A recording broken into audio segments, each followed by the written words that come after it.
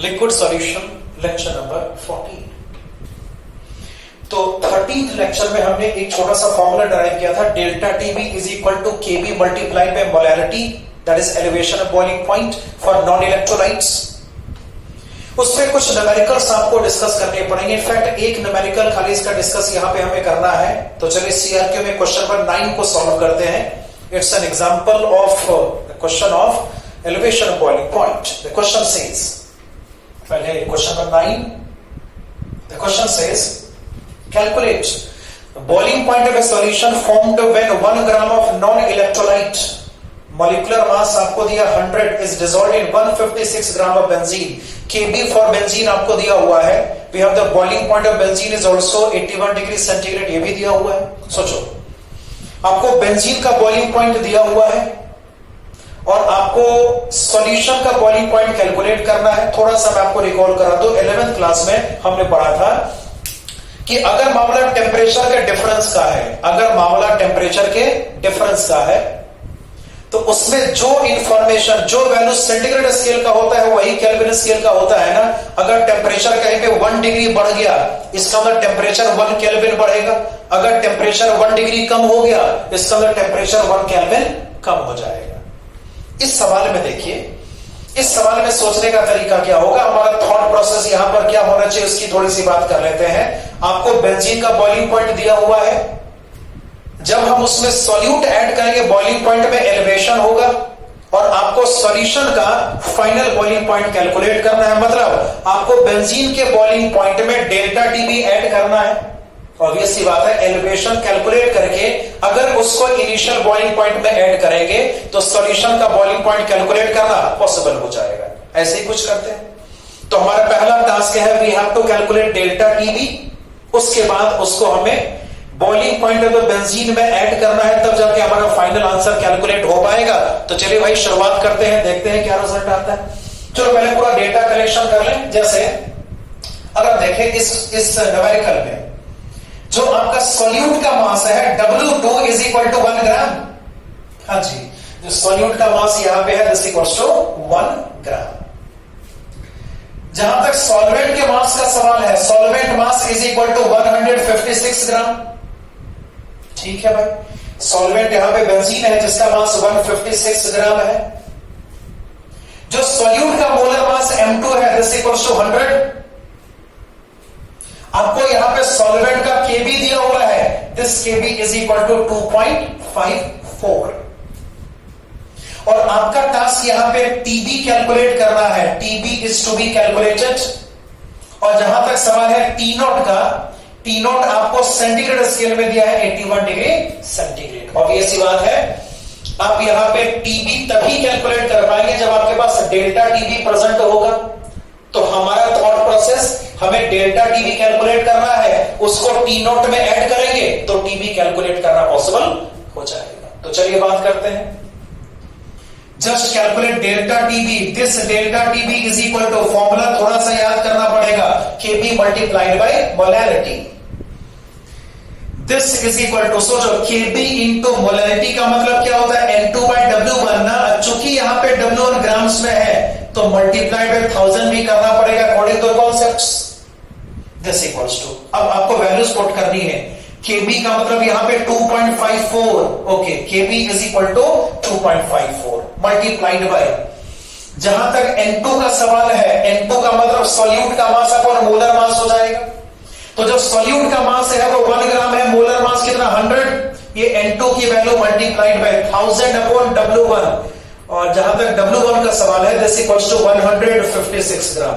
We have W1 is equal to 156 gram. इसको solve करेंगे तो चलिए इसकी वैल्यू कैलकुलेट करते हैं। तो इसकी वैल्यू है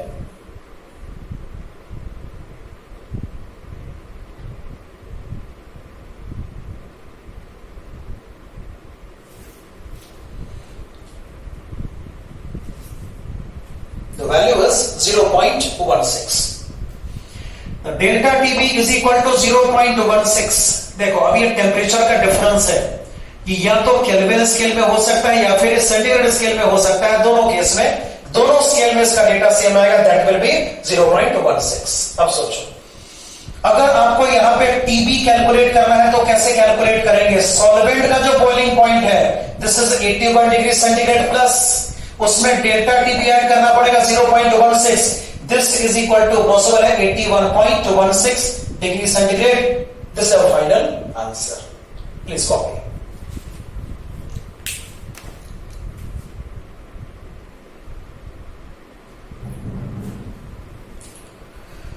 चलिए अब अगले क्वालिटेटिव प्रॉपर्टी को शुरू करते हैं, that is called depression of freezing point.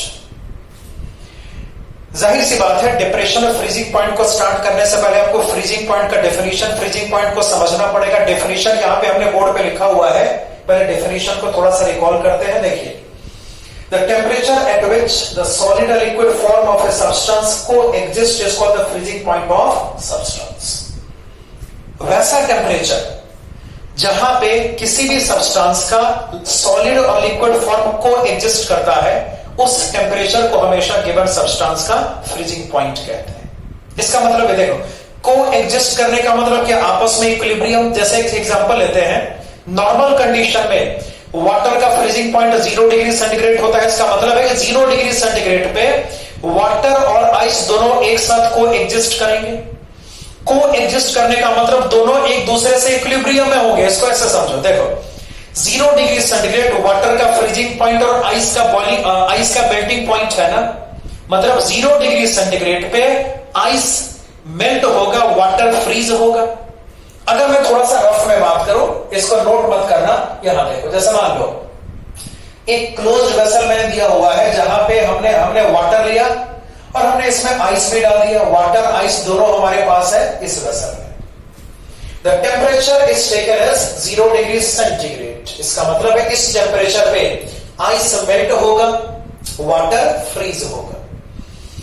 तो हमारे पास यहां पे दो अपोजिंग प्रोसेस है ना, यहां पे एक तो वाटर का फ्रीजिंग प्रोसेस है और दूसरा यहां पर क्या, आइस का मेल्टिंग प्रोसेस है। और जब दोनों अपोजिंग प्रोसेस एक ही कंडीशन में चल रहा है, इसका मतलब है कभी न कभी इक्विलिब्रियम एस्टैब्लिश हो जाएगा। मतलब यह भी कहा जा सकता है कि 0 डिग्री सेंटीग्रेड पे जो आइस और वाटर होगा वो एक दूसरे से इक्विलिब्रियम में होगा। और एक बात और है जो कि बड़े पते की बात है, वो ये है कि लिक्विड का जो फ्रीजिंग पॉइंट होता है ना, वो करस्पॉन्डिंग सॉलिड का मेल्टिंग पॉइंट होता है। ये भी बिल्कुल जाहिर है ना, आइस का मेल्टिंग पॉइंट जो है वही वाटर का फ्रीजिंग पॉइंट है। तो दूसरे शब्दों में यह भी कहा जा सकता है कि फ्रीजिंग पॉइंट पे किसी भी सब्सटेंस का सॉलिड और लिक्विड फॉर्म आपस में इक्विलिब्रियम में होता है। ठीक है, तो फाइनल वर्ड्स आर, जिस टेम्परेचर पे सॉलिड और लिक्विड दोनों को एग्जिस्ट करेगा, उस टेम्परेचर को हमेशा गिवन सब्सटेंस का फ्रीजिंग पॉइंट कहते हैं। ठीक है, अब आइए आगे बढ़ते हैं। डिप्रेशन ऑफ फ्रीजिंग पॉइंट का मतलब क्या होगा? ये थोड़ा सा कॉम्प्लिकेटेड है। ये बॉइलिंग पॉइंट एलिवेशन के रेस्पेक्ट में थोड़ा सा ज्यादा मुश्किल है। इसको मैं सिंपलेस्ट वे में समझाने की कोशिश करता हूं, बस इसको ध्यान से देखना है। देखो, अगर आपको लिक्विड को फ्रीज करना है तो ऑब्वियस सी बात है, आपको टेम्परेचर को कम करना पड़ेगा। एक टर्म हमने पढ़ा था, याद करो, एंट्रोपी। एक डिस्कशन हमने काफी पहले किया था, दैट इज कॉल्ड एंट्रोपी। तो एंट्रोपी से अगर यहां पे मामला हम थोड़ा सा क्लियर कर सकते हैं तो ज्यादा बेहतर तरीके से आपको समझ में आएगा। थोड़ा सा मैं रिकॉल कराता हूं, ध्यान से मेरी बात सुनना। सॉलिड का एंट्रोपी हमेशा लिक्विड के रेस्पेक्ट में लेस होता है। आपको याद है एंट्रोपी का मतलब क्या? Degree of randomness. अगर सिस्टम ज्यादा रैंडम होगा उसकी एंट्रोपी ज्यादा होगी, अगर सिस्टम आपका लेस रैंडम होगा उसकी एंट्रोपी कम हो जाएगी। मेरी बात ध्यान से सुनना। अगर हमें लिक्विड को फ्रीज करना है तो हमें एंट्रोपी डिक्रीज करना पड़ेगा, बोला जा सकता है ऐसा। अब देखिए, अगर हम किसी प्योर लिक्विड की बात करेंगे, उसकी एंट्रोपी हमेशा करस्पॉन्डिंग सॉल्यूशन के रेस्पेक्ट में लेस होगी। प्योर सब्सटेंस का एंट्रोपी हमेशा मिक्सचर के रेस्पेक्ट में लेस होता है। यह फैक्ट है कि गिवन कंडीशन में प्योर सब्सटेंस का एंट्रोपी हमेशा मिक्सचर के रेस्पेक्ट में लेस रहेगा। मतलब ऐसा, जो सॉल्वेंट का एंट्रोपी होगा वो हमेशा करस्पॉन्डिंग सॉल्यूशन के एंट्रोपी के रेस्पेक्ट में लेस होगा। ऐसा बड़ी आसानी से सोचा जा सकता है। अब ध्यान से देखिए, तो जैसे मान लो आपको अगर प्योर सॉल्वेंट को फ्रीज करना है, जैसे मान लो इस एंट्रोपी में फ्रीजिंग स्टार्ट हो जाती है, अगर आपको प्योर सॉल्वेंट को फ्रीज करना है तो सोच कर देखिए, सॉल्वेंट का फ्रीजिंग पॉइंट, सॉल्वेंट का एंट्रोपी पहले से ही कम होता है। जब सॉल्वेंट के टेम्परेचर को कम करोगे तो उसका एंट्रोपी कम होगा, और ये कम होते होते एक ऐसा टेम्परेचर आएगा जहां पे सॉल्वेंट का एंट्रोपी फ्रीजिंग एंट्रोपी के बराबर हो जाएगा, और आपका जो फ्रीजिंग है वो स्टार्ट हो जाएगा, दैट इज फ्रीजिंग पॉइंट। तो सॉल्वेंट का एंट्रोपी जो कि पहले से ही कम होता है, उसके एंट्रोपी में थोड़ा सा डिक्रीमेंट करना इजियर है, और ऐसा हाईयर टेम्परेचर भी हो जाएगा, टेम्परेचर आपको ज्यादा कम नहीं करना पड़ेगा। लेकिन अगर हमारे पास कोई सॉल्यूशन है, सॉल्यूशन एक मिक्सचर होता है, ऑब्वियस सी बात है, अगर सॉल्यूशन आपका मिक्सचर है तो मिक्सचर का एंट्रोपी हमेशा प्योर सॉल्वेंट के रेस्पेक्ट में ज्यादा होगा। तो सॉल्यूशन का एंट्रोपी ज्यादा है सॉल्वेंट के रेस्पेक्ट में, लेकिन फ्रीज तो इसी एंट्रोपी पे होना है।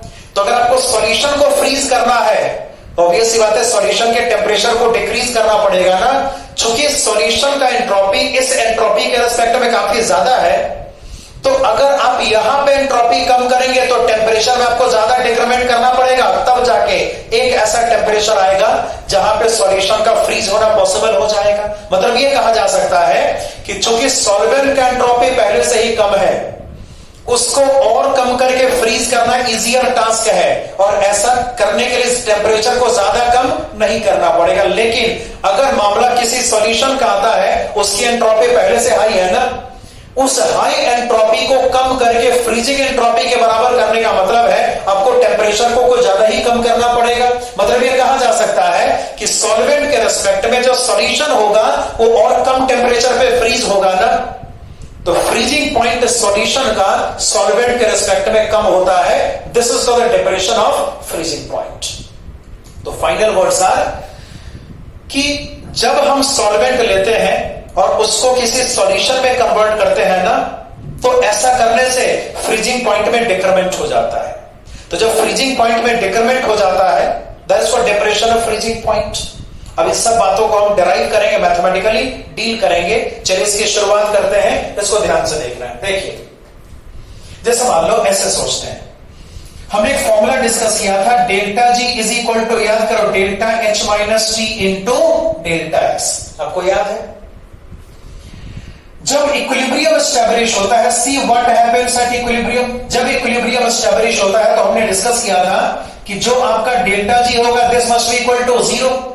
अब बताइए, अगर आपका डेल्टा जी जीरो के बराबर है, इसका सिंपल सा मतलब ये निकल के आता है कि टेम्परेचर क्या होगा। सोचिए, यहां पे इसको जीरो ले लो ना, तो temperature is equal to possible होगा delta H upon delta S. Clear ना? जब मामला फ्रीजिंग पॉइंट का है, फ्रीजिंग प्रोसेस का मतलब, फ्रीजिंग का मतलब इक्विलिब्रियम कंडीशन, तो जब फ्रीजिंग पॉइंट की बात करेंगे, स्पष्ट कहा जा सकता है कि फ्रीजिंग पॉइंट पे भी delta G is equal to zero ही रहेगा। अब आइए आगे बात करेंगे, ध्यान से देखिएगा। अब आगे बात करते हैं, इसको ध्यान से देखना है। सपोज करो, ऐसे सोचो, अगर आपके पास कोई सॉल्वेंट प्रेजेंट है, we are given a solvent, है ना, जो सॉल्वेंट का फ्रीजिंग पॉइंट है, ध्यान से, फ्रीजिंग पॉइंट आपका जो भी सॉल्वेंट का फ्रीजिंग पॉइंट हमने लिया, let's say this equals to T not. Okay, तो जब मामला फ्रीजिंग पॉइंट का होगा, सोचो फ्रीजिंग पॉइंट पे delta G equals to zero, तो ऑब्वियस सी बात है कि डेल्टा जी जीरो होगा तो T not is equal to क्या होगा, टी नॉट का मतलब यहां पर होगा delta H for the solvent upon, यहां पे इसको साफ लिखा जा सकता है delta S for the solvent. I hope आपको ये समझ में आ रहा होगा। देखो, जब डेल्टा जी जीरो के बराबर होगा, corresponding temperature equals to delta H upon delta S. मैं बात कह रहा हूं, फ्रीजिंग का मतलब इक्विलिब्रियम कंडीशन होता है, इक्विलिब्रियम कंडीशन पे डेल्टा जी की वैल्यू जीरो हो जाएगी। इसका सही मतलब तो यही निकला ना कि T not is equal to delta solvent upon delta S solvent. Let's say this is equation number 1, इसको मान लो फर्स्ट इक्वेशन। अब जब सॉल्यूशन की बात करके देखते हैं, see what is solution. Freezing point जो सॉल्यूशन का लेंगे, let's say this equals to capital T F. Solution के फ्रीजिंग पॉइंट को सपोज कर हमने कैपिटल टी एफ से रिप्रेजेंट कर दिया लाइक दिस। तो अगर आपको यहां पे टी एफ कैलकुलेट करना है, दिस इज इक्वल टू, सोचो क्या पॉसिबल होगा, इसको लिखा जा सकता है डेल्टा एच सॉल्यूशन अपॉन आपको यहां पे करना पड़ेगा delta S solution. Let's say this is equation number second. अब देखिए होता क्या है, थोड़ा सा थर्मोडायनेमिक्स यहां पे लगेगा, मैं आपको बता दूं। देख फैक्चुअली क्या होता है, इसको ध्यान से सुनना है।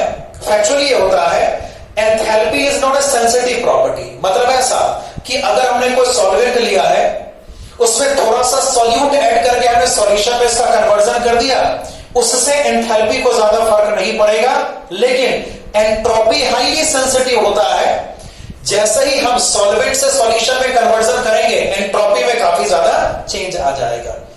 तो मतलब ये कहा जा सकता है कि सॉल्वेंट और सॉल्यूशन में एंथैल्पी चेंज अप्रॉक्सिमेटली सेम होता है, हम उसको लगभग बराबर मान सकते हैं। लेकिन जो एंट्रोपी चेंज सॉल्यूशन में होगा, वो सॉल्वेंट के रिस्पेक्ट में काफी ज्यादा होगा। एंट्रोपी हाईली सेंसिटिव प्रॉपर्टी होता है। तो देखिए ध्यान से, देखो प्रैक्टिकली क्या होगा, ध्यान से देखना। प्रैक्टिकली ये होगा कि जो आपका डेल्टा एच सॉल्वेंट है, this is approximately equal to delta H solution. मतलब कि जो आपका डेल्टा एच सॉल्वेंट होगा, अब डेल्टा की बात करते हैं, डेल्टा सॉल्यूशन। डेल्टा सॉल्यूशन जो है वो सिग्निफिकेंटली हाई होता है डेल्टा सॉल्वेंट के रिस्पेक्ट में। एंथैल्पी हाईली सेंसिटिव नहीं होता, बहुत कम सेंसिटिव प्रॉपर्टी होता है। सॉल्वेंट को सॉल्यूशन में कन्वर्ट करेंगे भी तो एंथैल्पी को ज्यादा फर्क नहीं पड़ेगा, मगर एंट्रोपी को फर्क बिल्कुल पड़ेगा।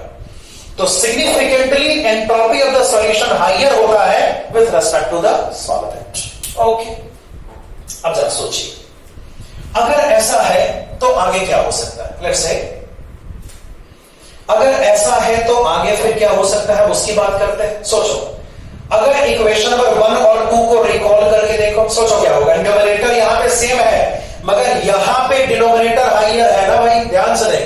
दोनों का डिनोमिनेटर अप्रॉक्सीमेटली सेम, मगर जो डेल्टा सॉल्यूशन है वो डेल्टा सॉल्वेंट के रिस्पेक्ट में सिग्निफिकेंटली ज्यादा है। मतलब यहां पे साफ कहा जा सकता है कि जो टीएफ आपके पास होगा वो टी डॉट के रिस्पेक्ट में हमेशा लेस होगा। मतलब मैथमेटिकली प्रूव हो गया कि अगर हम सॉल्वेंट से सॉल्यूशन पे स्विच करते हैं ना, अगर हम सॉल्वेंट से सॉल्यूशन पे स्विच करते हैं तो हमेशा फ्रीजिंग पॉइंट में डिक्रीमेंट होता है। This is for the depression of freezing point. अगर इस डेपरेशन को कैलकुलेट करेंगे, सोच कैसे कैलकुलेट करना पॉसिबल हो पाएगा। डेपरेशन कैलकुलेट करना मतलब higher value minus lower value. Higher value का मतलब यहां पे टी नॉट होगा, लोअर का मतलब यहां पे टी एफ हो जाएगा। और अगर आगे बात करें फैक्चुअली, जो आपका डेल्टा टी एफ होता है, this is directly proportional to molarity. और अगर प्रोपोर्शनलिटी को हम यहां पे इक्वालिटी में कन्वर्ट करेंगे, रिजल्ट होगा delta T F is equal to K F multiplied by molarity. ये बिल्कुल मिलता जुलता है पिछले केस के फॉर्मूले से ना, हमने वहां पे डिस्कस किया था delta TB is equal to KP into molarity. यहां पे हमारा डिस्कशन है delta TF is equal to K F multiplied by molarity. Okay, notations की बात करते हैं ना। डेल्टा टीएफ का मतलब डिप्रेशन ऑफ फ्रीजिंग पॉइंट होगा। ये जो के एफ है इसको कहते हैं मोलर डिप्रेशन कांस्टेंट, या इसको कहा जाता है क्रायोस्कोपिक कांस्टेंट। और स्मॉल लेटर एम का मतलब मोलैरिटी होता है। और एक चीज और, एक फॉर्मूला के एफ का आपको याद करना पड़ेगा। दिस के एफ इज इक्वल टू, देखो यहां पर क्या करेंगे, R into T naught square into m1 upon इसको लिखा जाएगा एंथैल्पी ऑफ फ्यूजन। इसको याद कर लेना है। नोटेशंस की अगर बात करें, आर यहां पे गैस कांस्टेंट होगा, टी नॉट यहां पे सॉल्वेंट के फ्रीजिंग पॉइंट का रिप्रेजेंटेशन है, m1 यहां पे सॉल्वेंट का मोलर मास होगा जो कि किलोग्राम पे लेंगे, ध्यान रहे m1 किसमें तो किलोग्राम में हो जाएगा। और एंथैल्पी ऑफ फ्यूजन का मतलब मैंने थर्मोकेमिस्ट्री में आपको समझाया था, थोड़ा सा वहां से आप इसको देख लेंगे। तो अगर ये सब डेटा आपको दिया हुआ है तो के एफ कैलकुलेट करना पॉसिबल है। अगर के एफ कैलकुलेट करना पॉसिबल है तो डेल्टा टी एफ को भी बड़ी आसानी से कैलकुलेट किया जा सकता है। आपको चिंता नहीं करनी है, न्यूमेरिकल में के एफ गिवन होता है, उसके बाद आपको डेल्टा टी एफ कैलकुलेट करने को कहा जाता है। और एक फाइनल बात, दिस के एफ इज कॉल्ड, या तो इसको मोलर डिप्रेशन कांस्टेंट कहते हैं या इसको क्रायोस्कोपिक कांस्टेंट कहते हैं। तो के एफ को या तो कहा जाता है मोलर डिप्रेशन कांस्टेंट, या इसको कहते हैं क्रायोस्कोपिक कांस्टेंट। तो हमने सब कुछ यहां पे क्लियर कर लिया कि अगर सॉल्वेंट से सॉल्यूशन का फॉर्मेशन आप करोगे तो हमेशा फ्रीजिंग पॉइंट में डिक्रीमेंट होगा, उसको हमने मैथमेटिकल यहां पे ड्राइव कर लिया। आई होप आपको ये समझ में आ गया होगा। तो टीएफ हमेशा टी नॉट के रेस्पेक्ट में लेस होगा, ये डेल्टा टीएफ का मतलब होता है, और ये एम के मोलैरिटी के डायरेक्टली प्रोपोर्शनल होता है। तो delta TF is equal to K F into molarity, ये हमारा फाइनल फॉर्मूला है जिसको आपको याद रखना है। आई होप आपको इसमें दिक्कत नहीं होगी, क्योंकि हमने पिछला जो फॉर्मूला पढ़ा था लगभग वही वैसा ही तो ये भी फॉर्मूला है ना, खाली बी को हमने एफ से रिप्लेस कर दिया। हमने उस समय पढ़ा था delta TB is equal to KB into molarity, और हमने यहां पे पढ़ा है delta TF is equal to K F multiplied by molarity. At the end of lecture number 14।